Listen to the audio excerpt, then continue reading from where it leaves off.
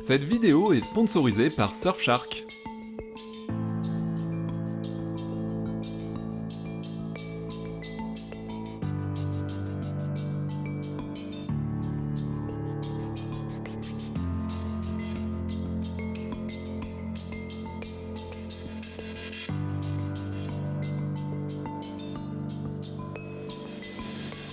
Salut les terriens et bienvenue sur le Journal de l'Espace. Cette semaine, l'émission est une nouvelle fois sponsorisée par l'excellent VPN Surfshark. Je vous en avais déjà parlé puisque c'est l'un des moins chers du marché. Utilisez Surfshark, ça va vous permettre de crypter vos infos personnelles comme votre identité, vos mots de passe, protéger vos cartes bleues et bien d'autres en créant un tunnel opaque où toutes vos informations peuvent transiter sur le web en toute sécurité afin qu'aucune personne mal intentionnée ou de grosses industries ne puisse les utiliser.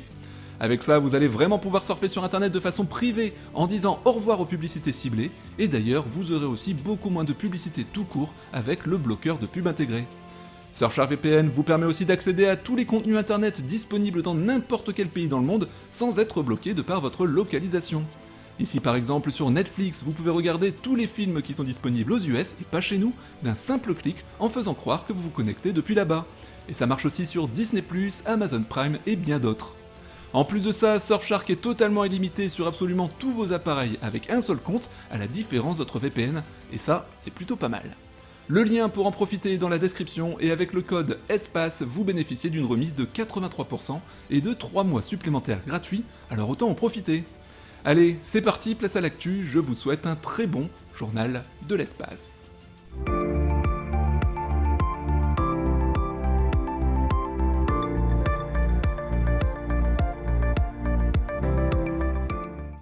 Allô Houston, on a un problème, Hubble ne répond plus. Depuis la semaine dernière, Hubble est à l'arrêt et peine à reprendre les opérations. Le plus gros télescope spatial toujours en service à ce jour en attendant James Webb fonctionnait depuis maintenant plus de 30 ans autour de notre planète, et d'après les dernières informations transmises par la NASA, c'est ici l'ordinateur qui contrôle les instruments scientifiques du télescope qui pose problème à cause de la dégradation de l'un des modules mémoire. Ce module a en effet été construit dans les années 80 et après 30 ans passés en orbite et donc une exposition prolongée à la rigueur du vide spatial et au rayonnement cosmique, il est normal de rencontrer ces dysfonctionnements. La NASA est en train de mener les opérations de sauvegarde habituelles avec la partie fonctionnelle d'Hubble et se voulait rassurante dans un communiqué du 18 juin, le télescope lui-même et les instruments scientifiques restent en bonne santé, les instruments scientifiques resteront en mode sans échec jusqu'à ce que le problème soit résolu. Hubble, bien que vieillissant après toutes ces années dans l'espace, n'en reste pas moins un instrument d'une aide inestimable pour les astronomes et les scientifiques, avec de superbes découvertes durant ces 30 années de service dont je parlais encore l'an dernier dans le journal de l'espace qui s'affiche. Quant à son remplaçant potentiel, son décollage ne devrait plus trop tarder, et je vous invite d'ailleurs à visionner la vidéo de mardi dédiée au James Webb Space Telescope, qui on l'espère connaîtra le même succès qu'Hubble. Allons maintenant chez SpaceX qui nous a offert d'impressionnantes images. Pour le plaisir des yeux, je reviens sur un lancement de la semaine dernière où SpaceX a envoyé un satellite GPS dernière génération pour le compte de l'US Space Force. Fait important, le décollage s'est effectué avec une Falcon 9 réutilisée, ce qui n'avait jusqu'alors jamais été autorisé par l'armée américaine, cette dernière ayant toujours souhaité avoir un lanceur neuf, mais il faut croire que l'économie sur le coût du lancement proposé par SpaceX avec un booster réutilisé a su convaincre l'US Space Force de changer de point de vue. Ce que je voulais surtout vous montrer sur cette mission, ce sont les superbes images de l'atterrissage du premier étage de la Falcon 9 sur la barge océanique de SpaceX, qui pour le coup était très fluide en vidéo.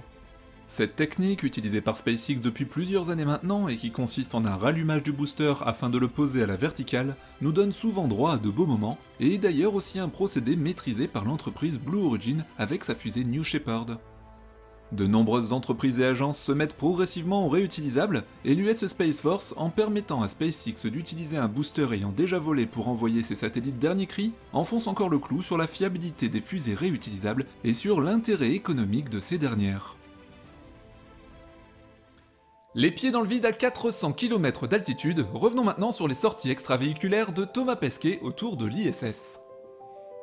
La semaine dernière, je vous parlais de la première EVA de Thomas Pesquet et Shane Kimbrough, qui avait connu quelques soucis, d'abord avec la combinaison de Shane, puis plus tard à cause d'un souci de déploiement des panneaux solaires, ayant contraint les deux astronautes à mettre fin prématurément à leur sortie dans l'espace pour terminer le travail sur une seconde EVA.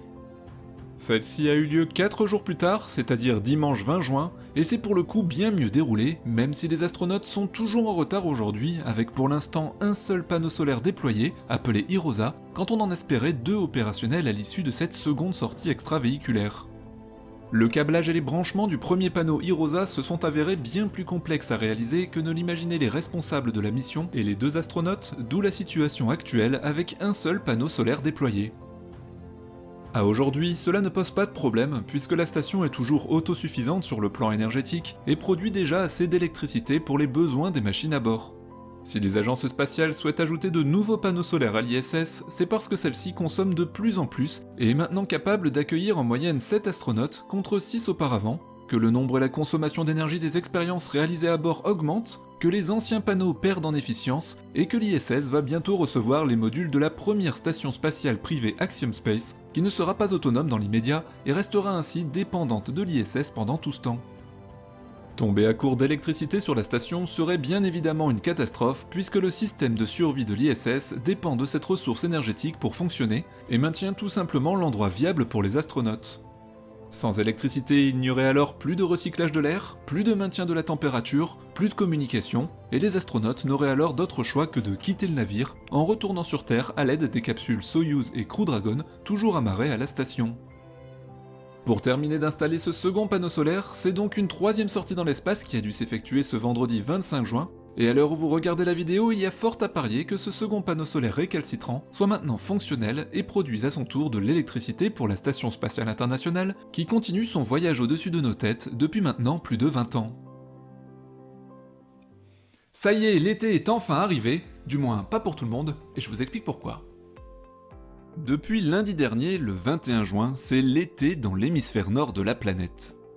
Il existe une idée reçue très largement répandue que les 4 saisons qui ont lieu au cours d'une année sont dues au fait que la Terre serait plus ou moins proche du Soleil en fonction de la période de l'année et que nous recevrions alors plus de chaleur en été car plus proche et moins en hiver car plus éloigné.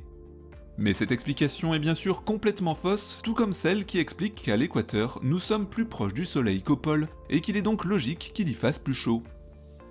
Il est vrai que l'orbite de la Terre ne forme pas un cercle parfait autour du Soleil, mais représente plutôt une ellipse volontairement très exagérée sur cette image. Le périhélie, qui est le point d'une orbite étant le plus proche du Soleil, se situe à 147 millions de kilomètres, et l'aphélie, qui est à l'inverse le point le plus éloigné, à 152 millions de kilomètres. Une si faible différence de distance ne peut alors pas justifier une telle variation de température entre les saisons, et d'ailleurs, lorsque nous sommes au plus loin du Soleil, à l'aphélie, eh bien figurez-vous que dans l'hémisphère nord de la planète, c'est l'été, alors qu'au même moment, dans l'hémisphère sud, c'est l'hiver. Il n'y a alors pas de lien entre l'été ou l'hiver et la distance entre la Terre et le Soleil, c'est donc un autre phénomène qui explique les variations de saison sur notre planète. La Terre tourne sur elle-même autour d'un axe. Cette ligne imaginaire va du pôle nord au pôle sud, mais n'est pas tout à fait verticale par rapport à la révolution qu'effectue la Terre autour du Soleil. En effet, cet axe est incliné à environ 23,5 degrés, et la Terre penche alors toujours dans la même direction pendant son orbite autour du Soleil. Cette inclinaison permet alors à l'hémisphère nord de recevoir plus de rayons de la part du Soleil pendant quelques mois de l'année, là où le Soleil est d'ailleurs le plus haut dans le ciel, et plus longtemps, les journées étant plus longues avec ce phénomène. C'est alors l'été. A l'inverse, au même moment dans l'hémisphère sud, le Soleil sera plus bas dans le ciel, les terres recevront alors moins de rayonnement solaire, et pendant une durée plus courte, il y fera donc plus froid, c'est l'hiver. 6 mois plus tard, la Terre aura continué son orbite autour du Soleil et se retrouvera alors de l'autre côté de ce dernier. L'hémisphère nord recevra alors moins bien les rayons du Soleil et sera en plein hiver, tandis que l'hémisphère sud de notre planète sera lui bien exposé, en plein été. C'est donc cette simple inclinaison de 23,5 degrés de l'axe de rotation de notre planète qui est responsable des 4 saisons dont nous bénéficions sur Terre, en modifiant la quantité et la durée d'ensoleillement reçues sur une zone donnée. Alors si vous regardez l'émission depuis l'hémisphère nord de la planète, profitez bien de ces 3 mois d'été parce que la Terre, elle, ne va pas s'arrêter de tourner. Allons maintenant sur Mars retrouver nos rovers préférés. Comme chaque semaine, je vous emmène faire un petit tour sur Mars pour suivre les progrès du drone Ingenuity dans l'atmosphère de la planète. Celui-ci a largement dépassé les attentes de la NASA en confirmant qu'il est possible de voler sur Mars ou ailleurs en utilisant ce type d'appareil pour les futures missions à venir. C'était ce lundi le 8e vol d'Ingenuity qui est maintenant utilisé pour voir comment un engin volant pourrait contribuer à une mission scientifique en suivant le rover Perseverance pendant son périple à la surface de Mars, photographiant ainsi certaines zones intéressantes et aidant parfois le rover dans l'explication de certains phénomènes, comme celui de l'étude de la poussière martienne qui se décolle bien plus facilement du sol qu'on aurait pu l'imaginer sous les pales de l'appareil. La mission du petit hélicoptère pourrait durer ainsi au plus tard jusque fin août, sauf si un accident ou un problème technique venait à précipiter sa mise à la retraite. Dans tous les cas, d'ici quelques mois, en octobre, nous aurons droit à une conjonction solaire entre la Terre et Mars, c'est-à-dire que les deux planètes seront de part et d'autre du Soleil, empêchant ainsi toute communication directe. Pendant cette période de plusieurs semaines, Perseverance sera alors livré à lui-même, mais ne va pas se tourner les pouces, ou du moins les roues, pour autant. Faire avancer le monde et travailler dans le spatial, ça vous dit ? Vous le savez, le spatial est en train de prendre une place de plus en plus importante dans nos vies, et lorsqu'un secteur d'activité prend de l'ampleur, les industries et les entreprises se développent derrière à plein régime.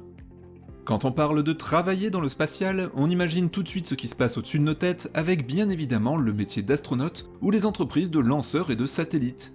Mais la semaine dernière, comme l'a rappelé Jean-Jacques Dordain, l'ancien patron de l'Agence spatiale européenne pendant 12 ans, l'économie du secteur spatial dans sa globalité, c'est aujourd'hui 400 milliards de dollars par an. Or, il faut savoir que la partie spatiale de cette économie ne représente que 7% de cette somme, ce qui veut dire que 93% de l'économie de l'espace est sur Terre, avec par exemple les moyens au sol, les industries, la recherche et tous les services associés à l'utilisation des satellites, comme la météorologie, la surveillance, la communication, la navigation et bien d'autres. Les métiers associés à l'espace ne sont pas pour la majorité des métiers spatiaux. Il n'y a que ceux qui font des fusées et ceux qui font des satellites qui sont des experts de l'espace. Mais tous les autres experts sont des experts qui sont en aval de ce qui nous vient de l'espace. Vous l'aurez compris, aujourd'hui l'espace c'est the place to be, et travailler dans le spatial est en réalité bien plus accessible qu'on ne l'imagine.